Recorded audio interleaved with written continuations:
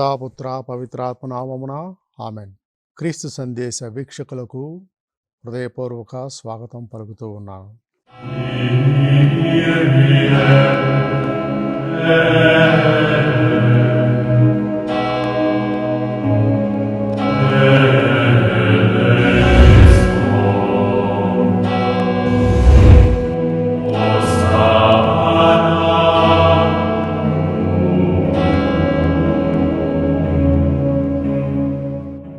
ప్రియ సహోదరి సహోదరులారా, మానవ జీవిత సంఘ పరిణామ క్రమంలో అనేక మతాలు వెలిశాయి, ప్రముఖ మతాలు. ఆ మతాలు కూడా ఆ పరిణామ క్రమంలో కాలం గడిచే కొద్దీ వాటిలోని లోటుపాట్లను సవరించుకుంటూ ఒక నూతన విషయాలను కనుగొంటూ నూతన విషయాలను తనలోకి ప్రోధి చేసుకుంటూ తనను తాను నూతనీకరించుకుంటూ ప్రజల ఆధ్యాత్మిక అవసరాలకు అనుగుణంగా మార్పు చెందుతూ ఉన్నాయి. ఇది ఒక మంచి శుభ పరిణామం. నేను ఈరోజు మీతో ద్వితీయ వాటికను సమావేశాలు 1962 నుంచి 65వ సంవత్సరం వరకు కూడా జరిగాయి. ఆ సమావేశాల్లో వచ్చినటువంటి పెనుమార్పులు, ముఖ్యంగా ఆధ్యాత్మికతలో పెనుమార్పులు, ముఖ్యంగా 5 పెనుమార్పుల గురించి నేను మీతో చర్చించదలుచుకున్నాను. అవేంటంటే పవిత్రాత్మ ఉద్యమం, స్త్రీవాదం, పర్యావరణం, భారతీయ సంప్రదాయం, విమోచన ఉద్యమం. ఈ విషయాలను మన ఆధ్యాత్మిక జీవితానికి ఏ విధంగా దోహదపడుతున్నాయి, వీటిలో ఉన్నటువంటి లోటుపాట్లు ఏమిటి అనేవి మనం ఈరోజు చర్చించుకుందాం. ప్రియ సహోదరి సహోదరులారా, ఈ మధ్య నేను విజయవాడలో బుక్ ఎగ్జిబిషన్ను ప్రతి సంవత్సరం నిర్వహిస్తారు. అక్కడ ఆశ్చర్యపరిచేటటువంటి ఒక విషయాన్ని నేను గమనించాను.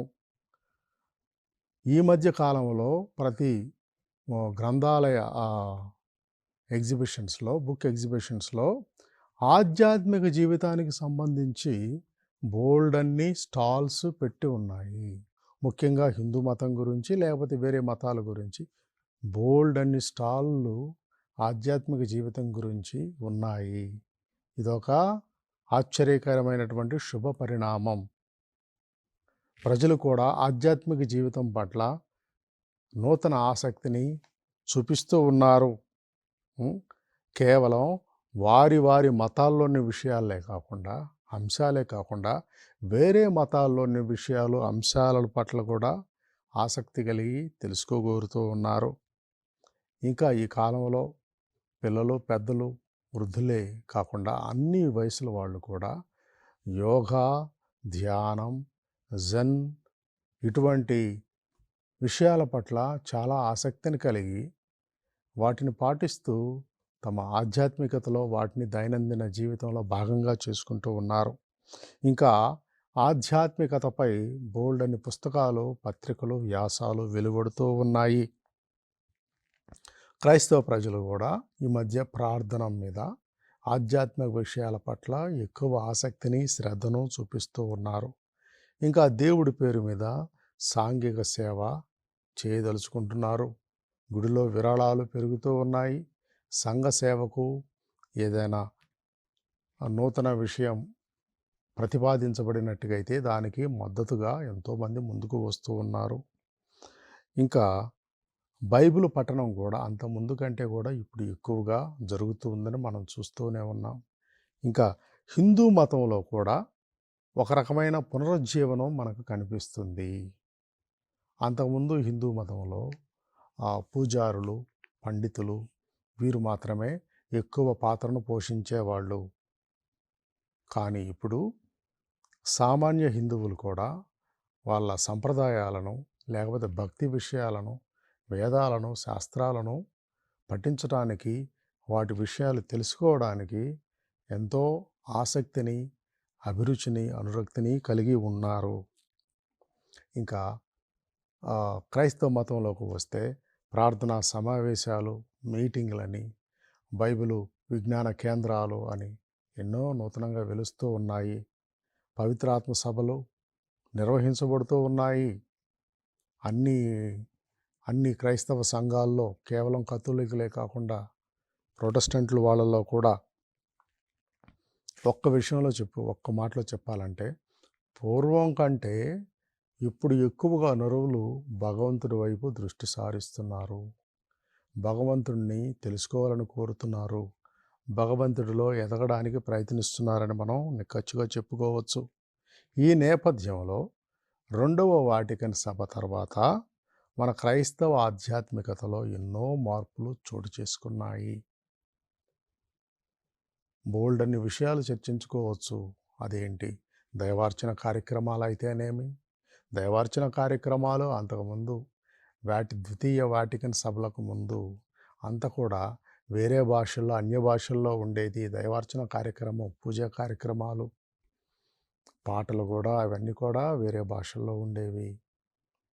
ఏది కథోలిక మతంలో అయితే సామాన్య ప్రజలకు అవి అర్థమయ్యేవి కావు. అందులో సామాన్య ప్రజల భాగస్వామ్యం నామమాత్రంగానే ఉండేది. కానీ ద్వితీయ వాటికన్ సభ తర్వాత ఈ దైవార్చనలో కూడా సామాన్య ప్రజల యొక్క భాగస్వామ్యం ఎక్కువ ఉండాలనేటువంటి విషయాలు చర్చించారు, ప్రతిపాదించారు, వాటిని అనుసరించేలా చేశారు. ఆధ్యాత్మికత, దైవార్చన క్రొత్త పుంతలు తొక్కింది అని మనం నిక్కచ్చిగా చెప్పుకోవచ్చు. ద్వితీయ వాటికన్ మహాసభల తర్వాత బోల్డన్ని విషయాలు ఉన్నా కానీ మనం ఒక 5 విషయాల గురించి మనం చర్చించుకుందాం. వాటిలో మొట్టమొదటి ఏంటంటే ఒక పవిత్రాత్మ ఉద్యమం అనేది. పవిత్రాత్మ ఉద్యమం అనేది వాటికన్ 2వ వాటికన్ సభకు ముందు అంతగా కనిపించదు. కానీ ప్రొటెస్టెంట్ సంఘాల్లో ఈ పవిత్రాత్మ ఉద్యమం అనేది కొన్ని సంఘాల్లో, ముఖ్యంగా పెంతెకోస్తు సంఘాల్లో ఎక్కువగా ఉండేది. ఆ సంఘాల్లో ఆ శాఖల్లో పుట్టి ఇప్పుడు అన్ని క్రైస్తవ శాఖల్లోకి ఇది ప్రవేశించింది. క్యాథలిక్ సమాజంలో కూడా ఆత్మ పేరిట సభలు, సమావేశాలు ఎన్నో జరుగుతూ ఉన్నాయి. ముఖ్యంగా గుడి పండగలు వచ్చినప్పుడు, తిరునాళ్ళు వచ్చినప్పుడు ఒక 3 రోజులు కానీ 4 రోజులు కానీ ఈ పవిత్రాత్మ కూటాలు, సభలు నిర్వహిస్తూ ఉన్నారు. అందులో దైవజనులు వాక్య పరిచర్య, సంగీత పరిచర్య చేస్తూ ఉంటారు. స్వస్థతా సభలు, ఉపవాస కూడికలు జరుగుతూ ఉన్నాయి. మన రాష్ట్రంలో కూడా ఈ ఉద్యమం చాలా బాగా ఊపందుకుంటూ ఉంది. ఇంకా శ్రమల కాలంలో భక్తులు దీక్షలు తీసుకునే విషయం కూడా ఇందులోకే వస్తుందని మనం చెప్పుకోవచ్చు. ఈ పవిత్రాత్మ సభల్లో, పవిత్రాత్మ ఉద్యమంలో ముఖ్యంగా మనం గమనించేదంటే ప్రజలందరూ కూడా ఒక బృందంగా ఏర్పడి సామూహికంగా, వ్యక్తిగతంగా పవిత్రాత్మను అనుభవంలోకి, పవిత్రాత్మ శక్తిని అనుభవంలోకి తెచ్చుకోవడానికి ప్రయత్నిస్తారు. దాని నుంచి ప్రేరణ పొందడానికి ప్రయత్నిస్తారు. అదే ఈ ఉద్యమంలోని ముఖ్య అంశము. దీనిలో పాల్గొనేటువంటి క్రైస్తవులు పవిత్రాత్మలోకి జ్ఞానస్నానం పొందుతారు. ఆత్మను స్వీకరించాము, ఆత్మతో నిండిపోయామని చెప్పుకుంటూ ఉంటారు. వీళ్ళు ముఖ్యంగా స్తుతి, ఆరాధన, విజ్ఞాపన మొదలైన ప్రార్థనా పద్ధతులకు ఎక్కువగా ప్రాముఖ్యతను ఇస్తారు. స్తుతి, ఆరాధన, విజ్ఞాపన మొదలైన ప్రార్థనా పద్ధతులకు వీళ్ళందరూ కూడా బైబిలును శ్రద్ధగా చదువుతారు, వేదాన్ని బోధించడానికి పూనుకుంటారు. ఇంకా వేరే భాషలో మాట్లాడటం, ప్రవచనాలు చెప్పడం. కొంతమంది ఈ పవిత్రాత్మ ఉద్యమంలో పాల్గొనేటువంటి కొంతమంది దైవజనులు ఆ మనుషులను చూసి వాళ్ళకేం జరగబోతుందో ఆ విషయాన్ని చెప్పగలగడం, వాళ్ళ వ్యాధులను స్వస్థపరచడం, కొన్ని ప్రవచనాలు చెప్పడం, ఇంకా వేదబోధన ఉత్సాహంగా చేయడం, పాటలు అవన్నీ కూడా భక్తివంతంగా పాడడం, ఇలాంటి కార్యాల్లో ఉత్సాహంగా ప్రాముఖ్యతను చూపిస్తూ ఉంటారు. క్రీస్తు ప్రభుని తమ వ్యక్తిగత రక్షకుడిగా స్వీకరిస్తూ ఉంటారు. ఇంకా ఒకటి గమనించినట్టుగైతే సామాన్య క్రైస్తవుల్లో లేని ఉత్సాహం, భక్తి ఆవేశం వీళ్ళలో కనిపిస్తుంది. పవిత్రాత్మ ఉద్యమంలో ఉన్నవాళ్ళు. స్తుతులు అవన్నీ కూడా చెబుతూ ఉంటారు. ఇదంతా కూడా ప్రొటెస్టెంట్స్‌లోని అన్ని శాఖల్లో కూడా ప్రవేశించింది. కాకపోతే వీటిలో ఉన్నటువంటి చిన్నా చితక కొద్ది లోపాలు మనం చెప్పుకోవచ్చు. అంటే వీళ్ళేందంటే ఇతరులతో పెద్దగా కలవరు. ఇతరుల భక్తి పూజా కార్యక్రమాల్లో పాల్గొన్నప్పుడు ఏదో లోపించింది అన్నట్లుగా వాళ్ళు భావిస్తూ ఉంటారు. ఇంకా బైబిల్ను కూడా అమాయకంగా చదువుకొని అర్థం చేసుకోవడానికి ప్రయత్నిస్తారు.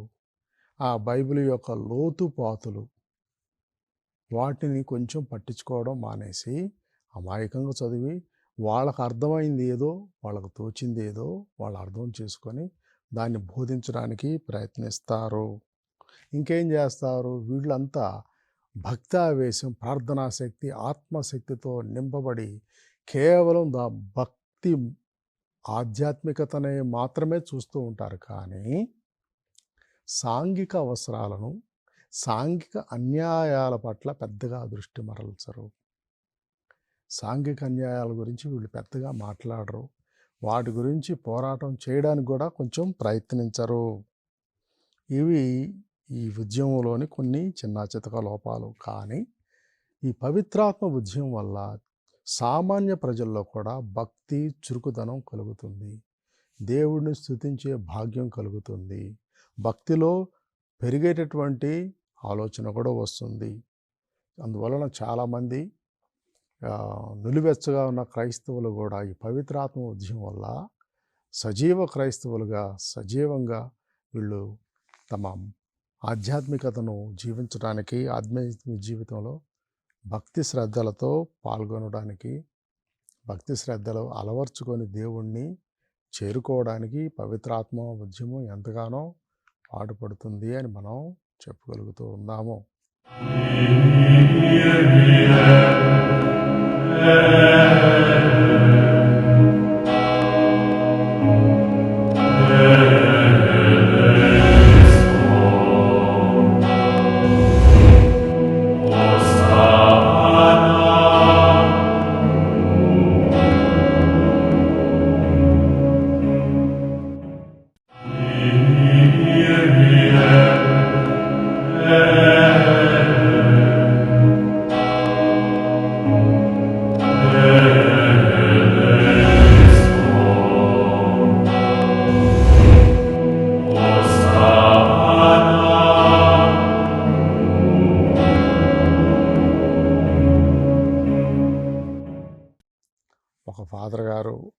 ఒక వృద్ధ ఫాదర్ గారు, పేరు పొందిన ఫాదర్ గారు ఒకసారి ఆ క్యాంపస్లో పవిత్రాత్మ కూటాలను ఏర్పాటు చేశారు.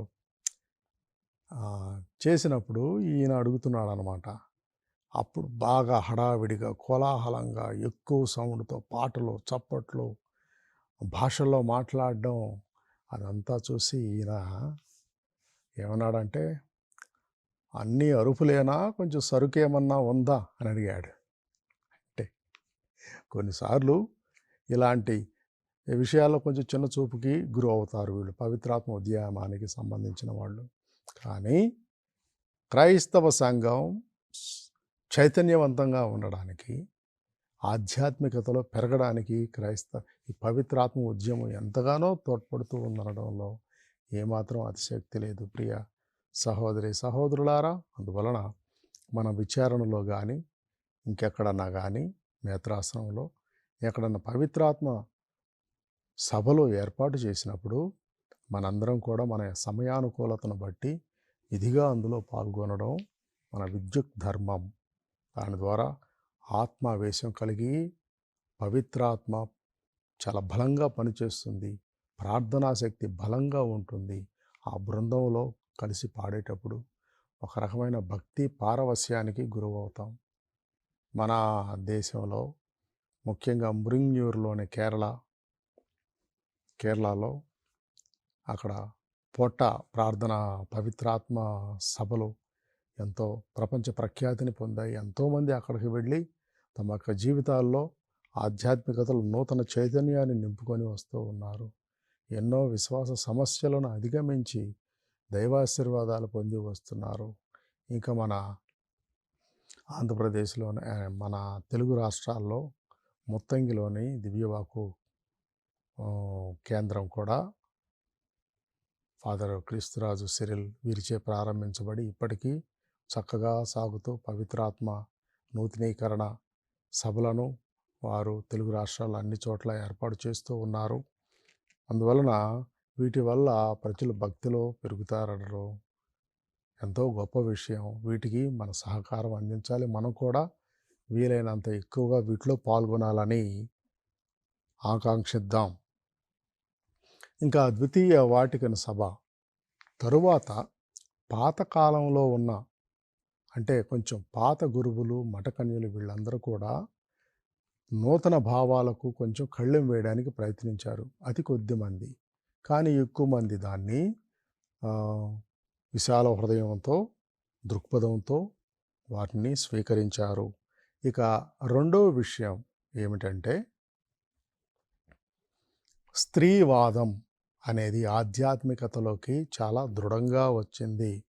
ద్వితీయ వాటికన్ సభ సమావేశాల తర్వాత ఈ స్త్రీవాదం అనేది ఇంతకు ముందు నుంచే రావాల్సిన విషయం. కనీసం ఇప్పుడన్నా ఊపందుకుంటూ ఉంది.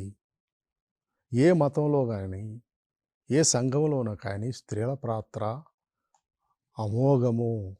అది ఎంతో ప్రాముఖ్యతను సంతరించుకుని ఉంటుంది. మన గుడుల్లోకి వెళ్ళండి, మన చర్చిల్లోకి కానీ ఆరాధనలకు కానీ మందిరాల్లోకి కానీ వెళ్ళి చూడండి. ఎవరు ఉంటారు ఎక్కువ సంఖ్యలో? స్త్రీలు, బాలికలు, పిల్లలు ఎక్కువ సంఖ్యలో ఉంటారు. పురుషుల వైపు అతి కొద్ది మంది మాత్రమే ఉంటారు. కానీ మామూలుగా సాధారణం జరిగే పూజా కార్యక్రమాలు, దైవార్చన కార్యక్రమాలు వీటన్నిటిలో స్త్రీల పాత్ర ఎంతో గొప్పగా ఉంటుంది. పురుషులు కూడా వస్తారు. ఎప్పుడు పండగలు పబ్బాలు వచ్చినప్పుడు వాళ్ళు వచ్చి పెత్తనం చలాయించడానికి ప్రయత్నిస్తూ ఉంటారు. కొంతమంది పండగల క్రైస్తవులు అంటారు. క్రిస్మస్ కానీ, గుడి పండగ కానీ, ఈస్టర్ కానీ వచ్చే అలంకరణలు, ఆ కార్యక్రమాలు వాటిలో చాలా చురుగ్గా పాల్గొంటారు. కొన్నిసార్లు పూజలు జరుగుతున్న, దైవార్చన జరుగుతున్న వాటి గురించి పట్టించుకోకుండా వేరే విషయాల్లో ఎక్కువగా తలదూరుస్తూ ఉంటారు. ఈ స్త్రీవాదం అనేది ఆధ్యాత్మికతలోకి చాలా దృఢంగా ప్రవేశించింది. మన సమాజం అంతా కూడా, మన సంప్రదాయాలన్నీ కూడా పితృస్వామ్య వ్యవస్థతో బాగా తడిసిపోయాయి. అంటే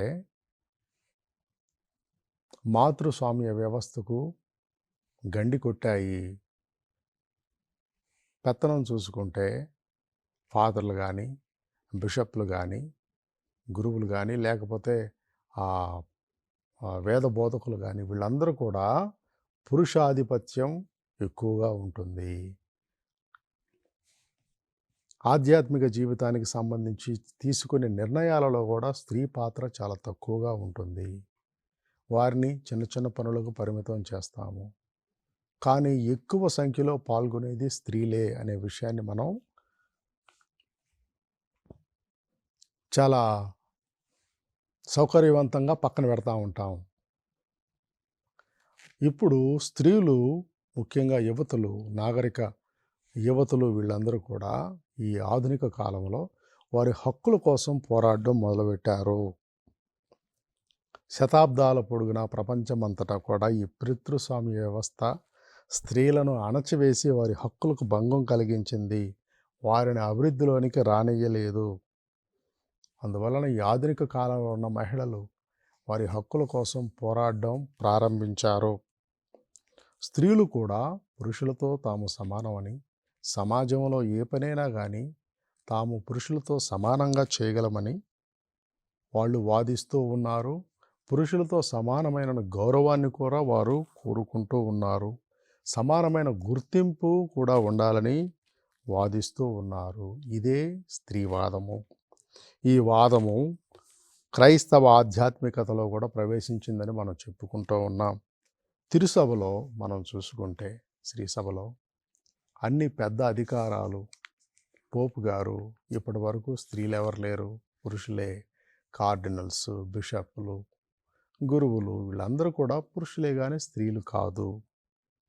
కానీ స్త్రీలు కూడా శ్రీసభలో పెద్ద పెద్ద పదవులు కావాలని పట్టుబడుతూ ఉన్నారు. స్త్రీలు కూడా దైవశాస్త్రం చదువుతూ ఉన్నారు. ఎంతోమంది మఠకన్యలు బ్రదర్లతో పాటు, ఫాదర్లతో పాటు సమానంగా దైవశాస్త్రాన్ని చదువుతూ, విశ్వాస సత్యాలను కనుగొంటూ, పెద్ద చదువులు చదువుతూ, విద్యాధికులై వారితో పాటు సమానంగా బోధలు చేస్తూ, సేవలు చేస్తూ ఉన్నారు. సిస్టర్లు కూడా, మఠకన్యలు తమ సేవలకు తగిన గుర్తింపు ఇవ్వాలని కోరుకుంటూ ఉన్నారు. తగిన గుర్తింపు కూడా ఉండాలని కోరుకుంటూ ఉన్నారు. ఇవన్నీ కూడా సమంజసమే. మామూలుగా మన సమాజంలో పురుషులు స్త్రీలను చిన్న చూపు చూస్తారు. స్త్రీలే స్త్రీలను చిన్న చూపు చూస్తారు. నేను ఒక హై స్కూల్లో, ఒక పల్లెటూరు హై స్కూల్లో హెడ్ మాస్టర్గా ఉన్నప్పుడు ఒక గ్రామానికి పూజకి వెళ్ళాను. ఆ గ్రామంలో చాలామంది అబ్బాయిలు, అమ్మాయిలు మా దగ్గర ఉన్న హాస్టల్లో చదువుతూ ఉన్నారు. నేను పూజకి వెళ్ళాను కాబట్టి ఒక వృద్ధురాలు వచ్చింది. బామ్మగారు వచ్చి తన చేతిలో డబ్బులను తీసి ఇచ్చింది. తీసి ఇచ్చి ఒక 5 రూపాయలేమో వాళ్ళ మనవరాలికంట, 10 రూపాయలేమో వాళ్ళ మనవడికంట. నేను అన్నాను, వాళ్ళ మనవరాలు 10వ క్లాస్ తరగతి చదువుతుంది. ఓహో, ఈ 10 రూపాయలు వాళ్ళ మనవరాలు, ఎందుకంటే ఆవిడ 10వ క్లాస్ కాబట్టి అవసరాలు ఎక్కువగా ఉంటాయి. వాళ్ళ మనవడు 7వ క్లాస్ చదువుతున్నాడు, చిన్నవాడు. వాడికి 5 రూపాయలు సరిపోతాయి అనుకొని అలా ఇవ్వమంటావని అడిగితే ఆవిడ అన్నది, లేదు లేదు ఫాదర్ గారండి, వాడు అబ్బాయి కదా, వాడికి అవసరాలు ఎక్కువ ఉంటాయి, అందువల్ల 10 రూపాయలు అబ్బాయికి ఇచ్చేసి 5 రూపాయలు 10th క్లాస్ చదివే మనవరాలకి ఇవ్వండి. నేను ఆశ్చర్యపోయాను. చివరికి మన కుటుంబాల్లో కూడా బాలికలకు ప్రాముఖ్యతనివ్వడం లేదు. బాలులకే ప్రాముఖ్యతనిస్తున్నాము. పురుషులే పెత్తనాలు చేస్తూ ఉంటారు, నిర్ణయాలు తీసుకుంటూ ఉంటారు. ఈ విషయాన్ని గమనించుకొని ఈ స్త్రీవాదం అనేది ఆధ్యాత్మిక జీవితంలో ప్రవేశించడం ఒక మంచి పరిణామం అని మనం చూసుకోవచ్చు. ఈ స్త్రీలను చిన్న చూపు చూసే విషయం ప్రపంచంలోని అన్ని రంగాల్లో, చివరకు మన దైవార్చనలో కూడా ఉంటుంది. చారిత్రకంగా శతాబ్దాల పొడుగునా ఎలా జరుగుతూ వచ్చినా న్యాయ దృష్టితో చూస్తే పురుషులు స్త్రీలు సరి సమానమే. పురుషులు చేసే పనులు అన్నిటినీ కూడా స్త్రీలు చేస్తున్నారు. చదువుల్లో కూడా స్త్రీలు ముందుగా ఉన్నారు. అన్ని వృత్తికి సంబంధించిన విద్యా విషయాల్లో కూడా స్త్రీలు ముందంజ వేస్తున్నారు. కనుక స్త్రీల యొక్క ఆధ్యాత్మికత, వారి స్వేచ్ఛ, హక్కులు కూడా అన్ని విధాల అభివృద్ధి చెందవలసిందే. ఇంకొక విషయం, స్త్రీల ఆధ్యాత్మికత పురుషుల ఆధ్యాత్మికత కంటే కూడా భిన్నంగా ఉంటుంది. ఉదాహరణకు, భక్తుల సమస్యలను విని వాటికి పరిష్కారం చెప్పే విషయంలో పురుషుల కంటే కూడా స్త్రీలు మంచిగా చేయవచ్చు. ఎందుకంటే స్త్రీలు పిల్లల్ని కని, పెంచి, పోషించి పెద్ద చేయటంలో తండ్రులకు ఉండేటటువంటి తల్లులకు ఉండేటటువంటి ఓపిక, సహనము తండ్రులకు ఉండకపోవచ్చు. అందుకనే ఒక సామెత ఉంది, ఏనుగంత తండ్రి ఉండే కంటే ఏకంత తల్లి ఉంటే మంచిది. అందువలన ఈనాడు స్త్రీల యొక్క ప్రాముఖ్యతను ద్వితీయ వాటికన్ సభ నొక్కి వక్కాణించింది. ఈనాడు పురుషులు కూడా తమ కుటుంబాల్లో స్త్రీలకు సమాన హక్కులను, సమాన గౌరవాన్ని, వారి సేవలకు గుర్తింపు ఇవ్వాలి. బాలికలను విద్యావంతులను చేయాలి. వారికి సమాన అవకాశాలు ఇవ్వాలి. దేవాలయాల్లో, మఠ గృహాల్లో కూడా మఠకన్యలకు, స్త్రీలకు, బాలికలకు మంచి తగిన గుర్తింపు, ప్రాముఖ్యతను ఇచ్చినప్పుడు దైవార్చనను వారు పరిపుష్టం చేస్తారు. ఆధ్యాత్మికత ప్రజ్వరిల్లుతుంది. గొప్ప పెనుమార్పులు సంభవిస్తాయి అని మనం ఈ విషయం ద్వారా తెలుసుకోవచ్చు. మిగతా విషయాలు తర్వాత భాగంలో మనం ధ్యానించుకుందాం. పితా, పుత్ర, పవిత్రాత్మ నామమున ఆమేన్.